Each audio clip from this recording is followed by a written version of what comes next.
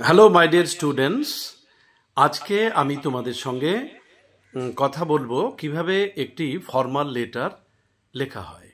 Formal letter আসলে কি? Formal letter হচ্ছে আমরা যখন সরকারি কোনো অফিসারকে, কোনো আধিকারিককে বা প্রাইভেট সেক্টরের কোনো আধিকারিককে আমরা যখন চিঠি লিখব বা দরখাস্ত লিখব, আবেদনপত্র লিখব, সেটা লেখার নিয়ম কি? চিঠি সাধারণত দুই প্রকার হয়, একটা হচ্ছে ফর্মাল আর একটা হচ্ছে ইনফর্মাল। ইনফর্মাল চিঠিটা হচ্ছে কাকে? মা বাবা, বন্ধু, ভাই বোন, নিকট আত্মীয়দেরকে যে চিঠিটা লেখা হয় সেটা হচ্ছে ইনফর্মাল লেটার। কিন্তু ফর্মাল লেটারে আমরা বিভিন্ন অফিসের কর্মকর্তা, আধিকারিক, তাদেরকে আমরা চিঠিটা লিখে থাকি। তা এই চিঠি লেখার নিয়ম কি? এই চিঠি লেখার নিয়ম সম্পর্কে তোমাদের ধারণা দেবার জন্যই আমার আজকের এই ভিডিও। তোমরা প্রত্যেকে মন দিয়ে শুনবে এবং বোঝার চেষ্টা করবে। প্রথমত, একটি ফর্মাল লেটার লিখতে হলে পেজটা যেখানে তুমি লিখছো তার বাঁ দিকে, অর্থাৎ লেফট হ্যান্ড সাইডে ওখানে তোমার সেন্ডার্সের অ্যাড্রেস, অর্থাৎ যে পাঠাচ্ছে তার ঠিকানাটা হবে। তার ঠিকানা মানে কিন্তু সেখানে কোনো তার নাম থাকবে না। তার সেন্ডার্স অ্যাড্রেসটা লেখার পর একটা লাইন স্কিপ করে, মানে একটুখানি গ্যাপ রেখে এখানে লিখতে হবে before the sender's address comes the date in expanded form. একটু গ্যাপ রেখে এক্সপেন্ডেড ফর্মে ডেটটা লিখতে হবে। এক্সপেন্ডেড ফর্ম মানে কি? ধরো আজকে 11ই ডিসেম্বর, তাহলে তোমরা লিখবে 11, ডিসেম্বর বা 11 ডিসেম্বর, 2024, এইভাবে লিখবে। এটাকে হচ্ছে বলা হচ্ছে এক্সপেন্ডেড ফর্ম। এইভাবে ডেটটা লিখতে হয়, লেখার নিয়ম। আচ্ছা, এরপরে আমাদের রেসিপিয়েন্টস অর্থাৎ রিসিভার্স অ্যাড্রেসটা লিখতে হবে। রিসিভার্স অ্যাড্রেসটা address of the person to hmm the letter is addressed, who is to receive the letter. যে চিঠিটা যিনি রিসিভ করবেন তাকে অ্যাড্রেস করে, মানে তার ঠিকানাটা আমরা কোথায় লিখব। এটা হচ্ছে একেবারে লেফট হ্যান্ড সাইডের বিলো দ্য ডেটের নিচে, লেফট হ্যান্ড সাইডে, তার নিচে আমরা, অর্থাৎ ডেটটা লেখার পরে নিচে, তার একটু নিচে, যে যার উদ্দেশ্যে আমরা চিঠিটা লিখছি সেখানে আমরা টু লিখে আমরা এটা লিখব। আর উপরে যে আমরা সেন্ডার্স অ্যাড্রেস দিয়েছি সেখানে কিন্তু আমরা উপরে লিখব ফ্রম। তাহলে ফ্রম দিয়ে আমার নিজের অ্যাড্রেস, যে লিখছে, এবং তার একটু গ্যাপ রেখে এক্সপেন্ডেড ফর্মের ডেট, এবং তারপরে যাকে পাঠানো হচ্ছে টু লিখে তার পূর্ণ ঠিকানা দেবার পর একটু গ্যাপ রেখে আমরা অ্যাড্রেস করব, যেটাকে বলা হচ্ছে ফর্মাল গ্রিটিংস আমরা লিখব sir, madam, respected sir, respected madam, এরকম আমরা লিখে একটু আবার গ্যাপ রেখে আমরা মূল যে বডি অফ দ্য প্যারাগ্রাফ, মানে লেটারটার যে মূল বডি, সেই বডিটাতে আমরা ঢুকবো এবং ফার্স্ট লাইনটাতে কিন্তু আমরা আমাদের ভিউটা কি সেটা এক্সপ্রেস করার চেষ্টা করব। তা বডি প্যারাগ্রাফে আমার কন্টেন্টটা পরিষ্কার করতে হবে যে আমি কি বলতে চাইছি।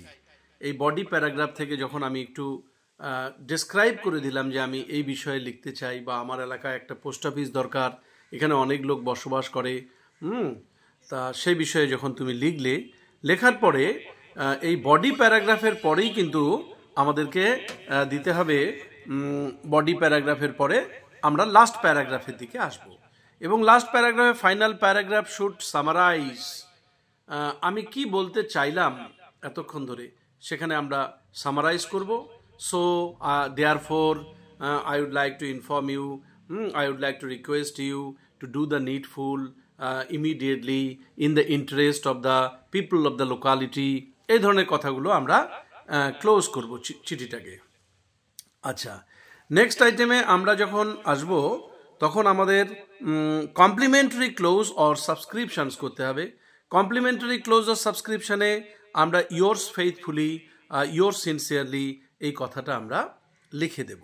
আর সিগনেচার অবশ্যই আমি করে দেব। সিগনেচার কিন্তু যেমন ঢঙে আমরা লিখি কার্সিভ রাইটিংয়ে আমরা সিগনেচারটা করে দেব বড় হাতের ছোট হাতের মিলিয়ে। নেমের অদ্যাক্ষর প্রথম অক্ষরটা বড় হাতের হবে, সারনেমের অদ্যাক্ষর নিশ্চয়ই ক্যাপিটাল হবে, এটা তো আর বলতে হবে না। কিন্তু এখানে আমরা Shri, Shrimati, doctor, mister, Mrs এগুলো আমরা ব্যবহার করব না।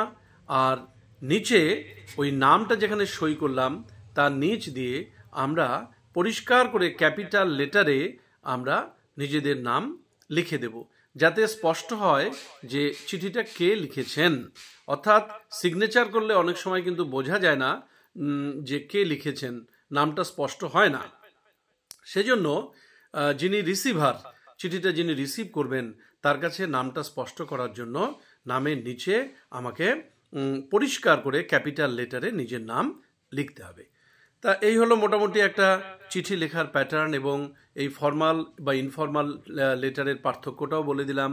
আমরা আজকে যে চিঠিটার কথা বললাম সেটা হলো ফর্মাল লেটার, এবং এই ফর্মাল লেটার সম্পর্কে যে ধারণাটা তোমরা লাভ করলে এই ধারণা নিয়ে তোমরা ফর্মাল লেটার লেখার অভ্যাস করো, অনুশীলন করো, এবং বিভিন্ন লেটারগুলো বইয়ের দেখবে গ্রামার বইয়ের পেছন দিকে অনেকগুলো দেওয়া থাকে, বা বিভিন্ন গাইড বুক আজকাল বেরিয়েছে, অনেকগুলো লেটার দেওয়া থাকে।